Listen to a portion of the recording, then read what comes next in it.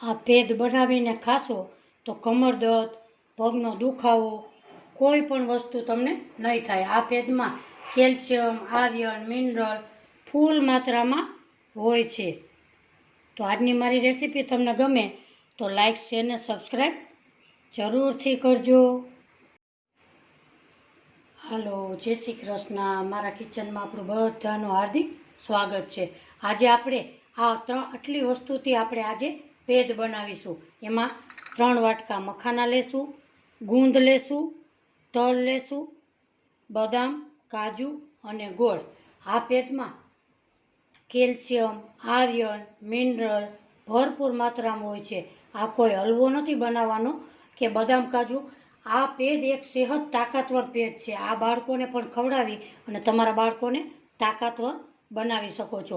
આ પેદ ખાવાથી કમર દર્દ, પગનો દુખાવો, કોઈ પણ વસ્તુ દુખાવાની નહીં થાય. હવે આપણે સ્ટાર્ટ કરીએ. સૌપ્રથમ ગેસ ઉપર આપણે એક પેન મૂકેલી છે. એમાં આપણે 3 કપ મખાના નાખશું. એને આપણે રોસ્ટ કરી લેશું. એટલે એનો બારીક ભૂકો કરવાથી સહેલાઈથી થઈ શકે છે. મખાના ખાવામાં તમારે જરૂર ઉપયોગી કરવા જોઈએ. ડાયટ માટે પણ મખાના ખૂબ જ જરૂરી છે. આ પેદ તમારા બાળકોને ચોક્કસથી તમે ખવડાવજો. એકદમ હષ્ટપુષ્ટ બની જશે. આપણા મખાના એકદમ આમ સરસ કડક થઈ જવા જોઈએ.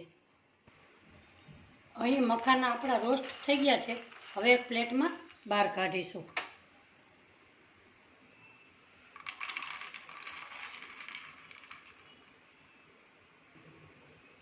આપણે એક મિક્સર જાર લેશું. એમાં મખાના નાખી અને આપણે પીસી લેશું.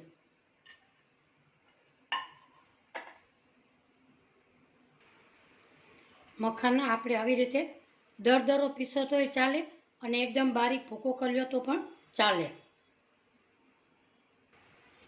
હવે આપણે ગેસ ઉપર એક કઢાઈ મૂકશું. એમાં આપણે નાખીશું તલ. તલને પણ આપણે રોસ્ટ કરી લેશું. તલ હાડકા માટે ખૂબ જ કેલ્શિયમ પૂરું પાડે છે.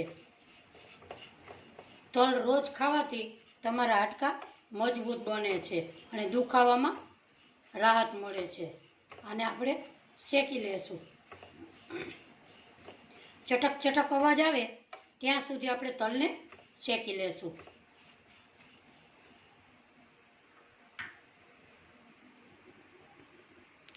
આપણા તલમાં ચટક ચટક એવો અવાજ આવે છે. આપણા તલ રોસ્ટ થઈ ગયા છે. હવે આપણે ગેસની ફ્લેમ બંધ કરીશું અને એક પ્લેટમાં કાઢીશું. પ્લેટમાં કાઢી 2 મિનિટ ઠંડુ થવા દેશું.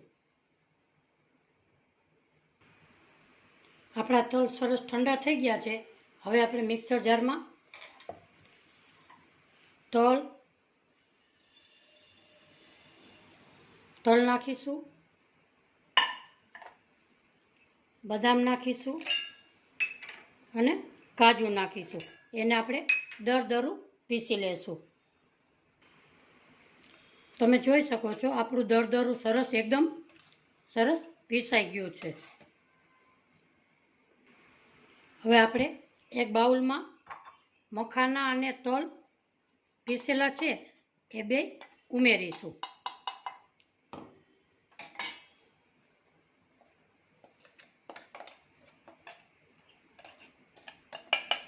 એને આપણે મિક્સ કરી લેશું. આપણું હવે મિક્સ થઈ ગયું છે. આગળની પ્રોસેસ શરૂ કરીએ. ગેસ ઉપર એક પેન મૂકશું. એમાં આપણે 2 ચમચી જેટલું ઘી નાખીશું.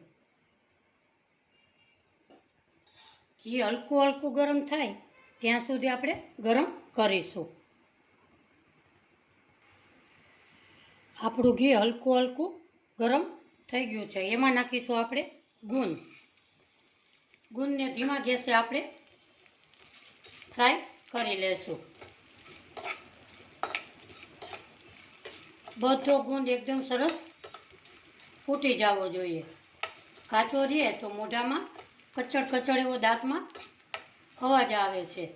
એટલે ગુંદને આપણે સરખી રીતે શેકી લઈએ. આ પેજ ખાવામાં ખૂબ જ તાકાતવર છે. હાડકાને ખૂબ જ રીતે મજબૂત કરે છે. કોઈ પણ દુખાવો હોય તો તમારા શરીરમાં તે દૂર કરે છે. આપણો ગુંદ બધો આવી રીતે આપણે શેકી લેશું.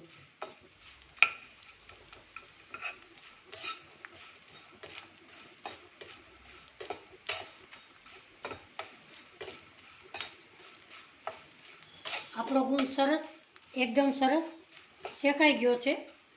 હવે એમાં નાખીશું આપણે 2 કપ દૂધ.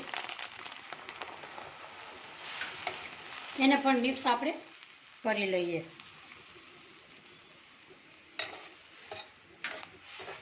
હવે દૂધ અને ગુંદને આપણે સરસ ઉકળવા દેશું.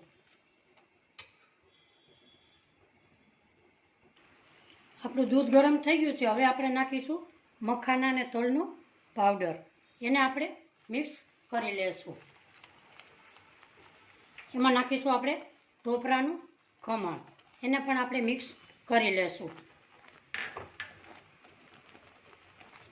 એકદમ બધું મિક્સ થઈ જાય એટલે નાખીશું આપણે અડધો વાટકો ગોળ. આમાં તમે ખજૂર કે મિશ્રી નાખી શકો છો. અને આપણે એકદમ આવી રીતે હલાવીશું. આ પેજ ખાવાના ગુણધર્મો અનેક છે. મારી રેસીપી તમને ગમી હોય તો લાઈક શેર અને સબસ્ક્રાઈબ જરૂરથી કરજો. અને આપણે તેલ છૂટું પડે ત્યાં સુધી હલાવીશું.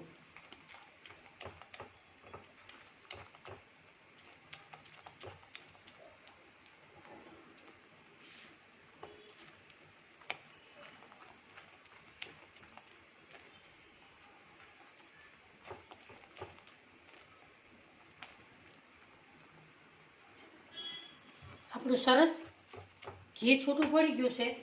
એમાં નાખીશું 1 ચમચી ઘી. એને આપણે આવી રીતે હલાવી લેશું. ગેસની ફ્લેમ ધીમી કરશું. એમાં નાખીશું આપણે ફ્લેવર માટે 1/2 ચમચી એલચી પાવડર, 1/2 ચમચી સૂંઠ પાવડર અને આપણે થોડુંક જાયફળ ઘસી લેશું.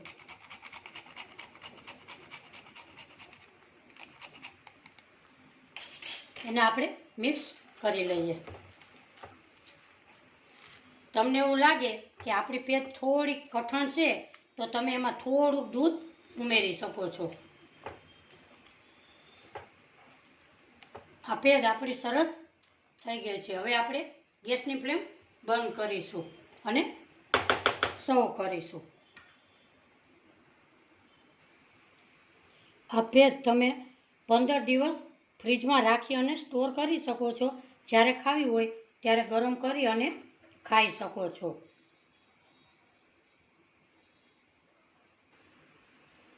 આજની રેસીપી મારી ગમી હોય તો મારી ચેનલને સબસ્ક્રાઈબ કરવાનું ભૂલશો નહીં. મારી ચેનલમાં તમે નવા આવ્યા હોય તો મારી ચેનલને સબસ્ક્રાઈબ જરૂરથી કરજો. આજની રેસીપી કેવી લાગી કોમેન્ટ બોક્સમાં જરૂરથી જણાવજો. ફરી મળીશું એક નવી રેસીપી સાથે. ત્યાં સુધી બધાને મારા જય શ્રી કૃષ્ણ.